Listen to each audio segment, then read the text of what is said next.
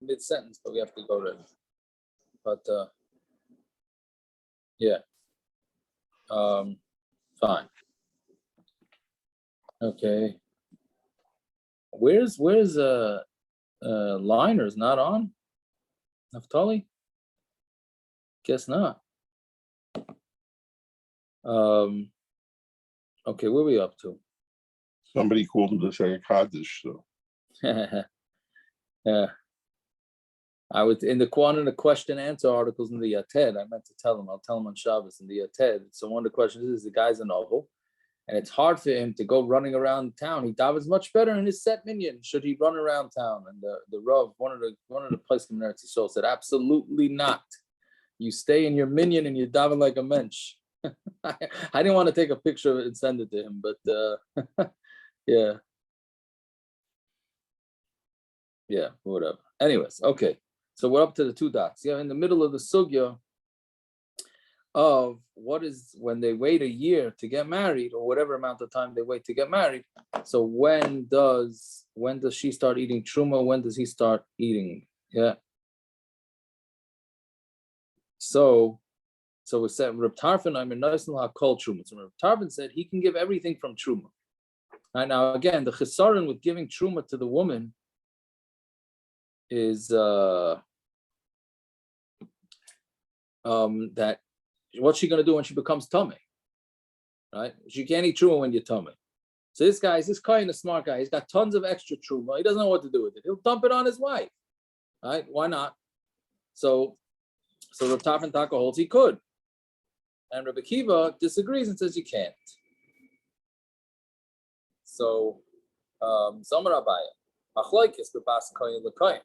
This is a Machlokes from a Bas Kohen to a Kohen, meaning the daughter. She grew up with this. She grew up with terumah, and she's marrying a Kohen. Bas Yisroel LeKohen, but a Bas Yisroel who doesn't have any concept of this whole terumah business. Then everybody agrees that the kohen, the husband, has to give her half chullin because she doesn't know what to do with. She doesn't know what to do with this when she becomes tummy, and she doesn't know how she has to sell it and take the money. Too complicated. So again, so the Machlokes in the Mishnah is only when she was a kohen and she's marrying a kohen. But if she's marrying a Yisroel, if she's a Yisroel marrying a kohen, then she doesn't have to. Then everybody agrees that you have to give her some chullin so that she doesn't have any issues. And Abaye says another. What do you call them when you say a machlokes? You say it's what's the word? A disclaimer, not a disclaimer. There's a better word than that. Abaye says another thing. Machlokes barusa. This is all a machlokes when she's engaged, right? Meaning when the kohen's daughter is marrying a kohen, so if they're engaged, so since she's still by her father, it's not so hard for her to get rid of the terumah because she gives it to her father, and her father will help her, get rid of it. But if it's a nesua, then meaning she's no longer living at home, so then the husband has to give her half chul and half terumah. Why? Because the Rashi says the major rule that we've had before. Kol kvuda bas melech penima. You can't. Because what does this girl have to do? What does this wife have to do if she's tummy and all she has to eat is terumah? So she's going to go out into the street and she has to sell the terumah for chullin, and then she could eat the chullin. So that's pritzos. That's pritzos for a woman to have to run around the streets. And Rashi, okay, so why don't her husband just take care of it? We're talking about where the husband's not around. That's what Rashi says. So again, so there's two disclaimers on the Machlokes. One, it has to be a bas kohen to a kohen, and two, even when it's a bas kohen to a kohen, it's only when they're engaged. But when they're married, he has to give some chulin to his wife. Tani nami hachi. What? His mom is connected the way we live. It's not. Yeah. This whole thing is very hard to understand. Yeah, but don't worry. This is the least that's coming in the next few blot. Let me tell you, the next few blot is really, yeah. It might make some men cry. It might make some men laugh. But yeah. So Tanya nami Reb Tarfon Aimer Naisnul HaKol Terumah. Reb Tarfon says he can give everything terumah. Reb Kiva Aimer Mechza Chulin and Mechza Terumah. Bamed Varam Bas Kohen LeKohen. Yes, it's all with a bas going to a kohen or a bas Yisroel. A kohen divrei kol mechza chulin u mechza terumah. And then that's one disclaimer, like just a repeat. And this whole thing is when they're engaged. Because we don't want the wife to have to go run around the streets to sell her terumah when she's tamei. Rabbi Yehuda ben Beseira Omer, he has to give her 2 hands of terumah. That's a literal taich, and 1 chulin, meaning it's he's saying that you have to give her. How do you call it? You give her 66% of terumah, and you give her 33% of chulin, right? Fine. Meaning, but that's maximums. Rabbi Yehuda, I'm a nice and hakol terumah. You give her everything. You can give her everything with terumah. And she could sell it and buy with that food. She could take money. All right. So the shaila is, what exactly is the difference between Rabbi Yehuda and Rabbi Tarfon? Right? They seem to be saying the same thing. Give her all terumah and she sells it. Right? So the question is, maybe she could, she can give it to her father in order to get her father to sell it, etc., etc. But whatever it is, that's another sheet. Anytime we say terumah, noisan lo kiflayim b'chulin. Right, he has to give her double of chulin. Now, this is not like we said before, two portions terumah, 1 portion chulin. No, what he's saying is that whenever, because terumah is worth so much less than chulin, so if he wants to give her terumah, fine, but he has to give her double. So meaning to make up the shortfall of the cheaper price of terumah, right? Because terumah, there's very few buyers. Correct? Not only kohanim could eat terumah. So this kohen dumps all his terumah on his wife. So it's not worth nearly as much as if he gave her an apple of terumah and an apple of chulin. That apple of terumah is worth a whole lot less. So that's why he said, Rav Shimon ben Gamliel is saying, okay, you want to give her terumah gesund to hate, but if let's say the norm was to give her an apple a day, you got to give her 2 apples of terumah because it's worth that much less. All right, so that's the shitas. What is it, like 5 shitas? My benayu. What's the difference between them? Ike benayu tircha. The difference between them is tircha. Meaning, how much tircha are we going to make her do? Meaning, like Rav Shimon Gamliel is saying, that you're not going to make her do too much tircha like this. You just give her extra. Meaning, if you're going to make her do tircha, so then she'll have to run around to try and get a higher price. But Rav Shimon Gamliel is saying, no, forget it. Just give her extra, and that's all. Fine.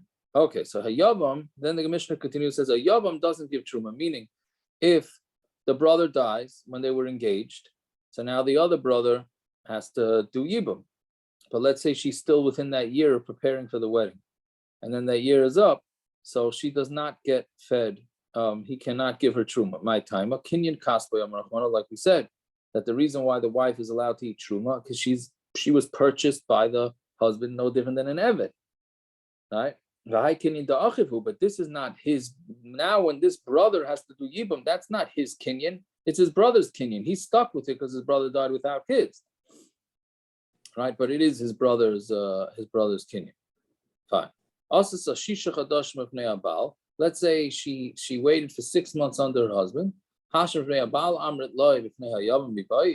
we're saying that if she was 12 months by her husband, she still can't eat terumah. So b'nei Yavam, do you even need to say that? Of course, she's not going to be able to eat terumah. What it means is that sometimes the Mishnah, the Gemara says this, that it's zu, yes, and it goes without saying the other case also. All right, fine. So then the Gemara says zu Mishnah Rishana. So we said that once that year deadline passes, he has to feed her, right? And he could even feed her terumah. Then we said that that he can't. The second Mishnah came along and said, no, we don't let her eat terumah at all until they actually get married. Again, the first pshat in the Mishnah is that she could eat terumah when they're supposed to get married, from the day they're supposed to get married. And then the second Mishnah came along and said, no, not until they actually get married, right? So my timer, what's the reasons? What was the reasons for the first Mishnah? What's the reason for the second Mishnah? So the reason for the second Mishnah is, well, the first Mishnah, the reason is that they're allowed to eat because it's a year and that's it. It's time for him to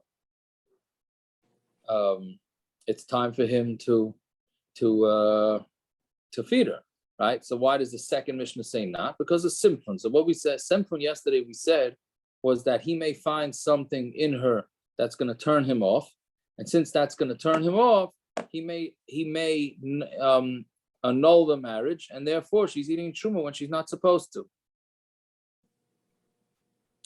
Right? So Bishlam Ula. So it's good according to Ula's reason. Remember, yesterday we had Machlokes Ula and who was it? Ula and Rosh Yehuda, right? So Ula said that the reason why was it that they made a gezerah that a woman is not allowed to eat terumah from when she gets engaged? So Ula had said the reason is because we're afraid she's going to share it with her siblings who are not allowed to eat terumah, right? And Reb Shmuel Bar Yehuda had said the reason is because she may change her mind. So this teretz that we just said that she may change her mind is more like Ula than like Shmuel Yehuda. Why? Because Bishlam Ula Kamaisa Shem Yimzigula Kais Bebeisavia. The first, according to the first pshat, the whole concern was that he may pour her a kais in her father's house, and then she's going to go share it. But at the end of the year, once she moves out of her father's house, then she might. She's not going to have this concern. There's no concern that she might feed the siblings. And then the second Mishnah came along and said, no, but we have a different concern. Maybe they're going to change their mind. Not meaning he's going to change his mind. So then that fits. But on Talmud Beis now, Elul Reb Shmuel Bar Yehuda. But according to Reb Shmuel Bar Yehuda, who said that the reason why we don't let a girl who's engaged eat terumah is because the husband may change his mind. So Kamaisa Mishum Simphon. So what are you saying? That the first brisa was talking about Simphon, we're afraid he's going to change his mind. Ubasraisa Mishum Simphon. Okay, so then my Beinayu, what changed? They both were concerned for Simphon. They're both concerned that the guy might change his mind. So why did the second Mishnah, change its mind? So my answer is Beinayu Bedikas Chutz. Right? The difference between them is whether a external checking of her, meaning it doesn't mean external checking like we were saying yesterday, like that you're checking her externally, means somebody, not him. Meaning he didn't, let's say he sends his relatives, his female relatives, and says, hey, go swimming with this girl and check her out, right? And see if everything on her body is okay. So that's the difference. The bedikas chutz marsa or bedikas chutz shma bedika.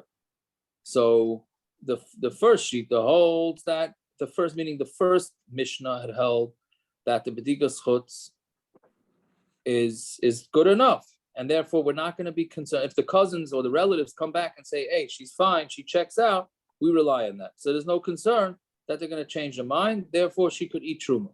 Umarsa or bedikas chutz lo shma bedika. And the second Mishnah holds, no. This guy's not, just because his sister said that she looks good, that's not enough. He has to check her out himself. And if he doesn't check her out himself, then we're afraid he may change the mind. All right? Which you do find, in Shidduchim, right? You ask a girl, is she pretty? She's bacheint, right? We discussed this many times. She's bacheint, she's this, she's that. You get all sorts of titles from one girl about another girl. A guy may not necessarily trust it. So that's the Machlokes between the first Mishnah and the second Mishnah. Again, the first Mishnah said, okay, if he sent his relatives to check her out, then it's fine. The second Mishnah says, no, he's not going to. We're not going to rely on that. We're still concerned. He may see her and say, hey, what are my relatives thinking? And and we're afraid that he's going to change his mind. So therefore, she can't eat true. Fine. Zok the Mishnah. So now the Mishnah continues with all the again the shibudim, what the wife has to do, right? So we said that the wife works for the husband gets to keep the belongings. So what happens if he decides to make it into hektish?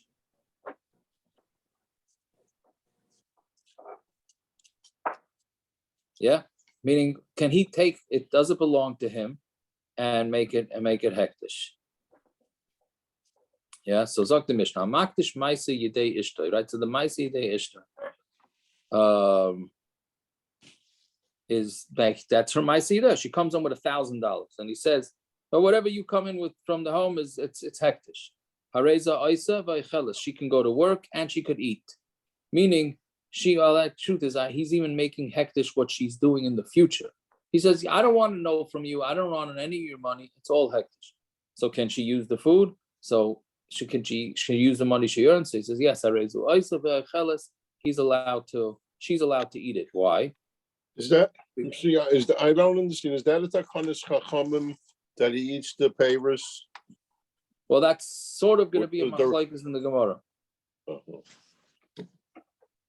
Because I don't understand. The Torah says he has to feed her, right? He marries a woman, he has to feed her. It says the Chachamim, to even it out, said he gets alcohol from her parents. Why are they equaling it out? The Torah made a chiyuv on the husband to feed her. What are they equaling out? What? No, because it's the Rabbanan de Gedin to make sure that the Shalom Bayis stays. Right, she makes sure the shalom bayis stays good. So if he has to feed, let's see the Gemara, because let's see the Gemara how it came about. Well, that's a din Torah. He has to feed her. You get married to a woman, you have to feed her. Like, what's the big deal? Yeah, no. Yeah, but the question is okay. Let's see the Gemara. Yeah. So, okay. So again, so if he makes his wife's ma'aseh hektish, then it doesn't go. He's not allowed to, right? But the extra meaning okay, we'll see, because it's not his food and ma'aseh yadeh for him to make it hektish, right? But hamaiser, the extra, meaning there's a minimum amount that the woman has to have. This is going to be a mishna in a few blocks from now. There's a minimum amount that a woman has to bring in or do for her husband. So what happens but the extras? Right, so let's say now this is a Machlokes Rashi Tosfos how to learn what it means to extra. Right, so Rashi says he only was makdish the moiser, meaning let's say she's supposed to bring in $1,000 and she brings home one day $2,000. So he says the extra is hektish. That's the way Rashi learns it. Tosfos learns it. No, he made everything hektish, right? And we're just differentiating between the basic money that she brings home and the extra money that she brings home. Right? Okay, so Rameir Omer hektish. Rameir says it is hektish. Yeah, and Rabbi Yochanan Asandar Omer Chullin. Rabbi Yochanan Asandar says no, it's the same as the basic, and it's Chullin. Right? Okay, so we'll see in the Gemara exactly what's going on here. Fine. So Amar Avuna, Amar Rab, Yechayla Isha Loimer Labayla. A woman could tell her husband, Eini Nizainis Veini Isa. I don't want to be fed by you, and I don't want to work for you. Right? Now, what's the pshat in this? A woman saying, don't feed me and don't keep my money. So, kasavar, yeah, because he holds, kitkinu rabbanon b'zayni, when did the chacham make a takana that a guy has to feed his wife? Kitkinu rabbanon b'zayni ikar. The main takanas chachamim is that the wife should have what to eat. And the reason why they said, okay, if the wife is going to eat from the husband, we're afraid that the husband's going to really be upset at his wife, because there he's just feeding her and she doesn't have to share any of her income. So that's why they made a takana that he should be able to take the income. So meaning the ikar was that she should be fed, and the ma'aseh is mishum eva. And if she says that she doesn't want to be fed and she won't do any work, her rishus b'yadish. It's her rishus, because this whole thing they were masakin for her, right? Meaning, why did the Chachamim put this whole takana in place? Because he has to feed her. Yeah, meaning You see the way to Rashi to Rabbanan, so you're saying, well, understand, you have to sign in the ksuba, right? That's what's bothering you. If you sign in the ksuba, you're going to sleep with her, and you're going to clothe her, and you're going to feed her. That's what it is. Like Right. you don't see that I don't want to bench Lulav, so they beat me up. They don't say, we'll give you 2 tickets to the Met game if you bench Lulav this year. Then nobody says that. They'll beat you up if you don't bench Lulav. What? Mamish don't understand it. Key, who's that? It didn't. This morning I learned because I learned the Mishnahs again. I Mamish didn't understand. I Mamish don't understand it. Yeah. So the way Rashi explains it here is because meaning he's the basic way. The way I'm understanding the Rashi. The basic thing is 1 second. You're getting married to me. This guy tells his wife, "You're getting married to me. I have to feed you. I have to clothe you, and now you go out and earn money, and you don't add anything to the pot." Right? Which you could hear that, you cannot hear that. Meaning it's one thing if she's a stay-at-home mom, she doesn't earn anything, okay. But if she's going out and earning it, she's not sharing. So then he's going to have all sorts of tightness on her. So the main reason why they said, okay, he's got to feed you regardless, and then is for her sake. And the Ma'aseh there that he keeps is because we don't want her to be so upset. So then if she decides that she doesn't mind him being upset, so she could say, okay, don't feed me, and I'm not giving it to you. That seems to be. Okay. Okay, it's not a great husband, but whatever. Anyways. Okay, good Shabbos. Excuse me, good Shabbos. Did you speak to David Spira today? I didn't speak to him yesterday or 2 days ago. Okay, so he's in the hospital for Shabbos. If you just want to say hello to him before Shabbos. He went back in, or he was in the whole time? No, he went back in. He had surgery 2 days ago. Yeah, but I thought he was out. Well, I guess not. Okay, out. good. All right. He was supposed to. First, they said he's getting released Shabbos. Now he's over there over Shabbos. So, yeah. we want to contact him before. Yeah. Okay. Good. Thank you. I appreciate it. Okay,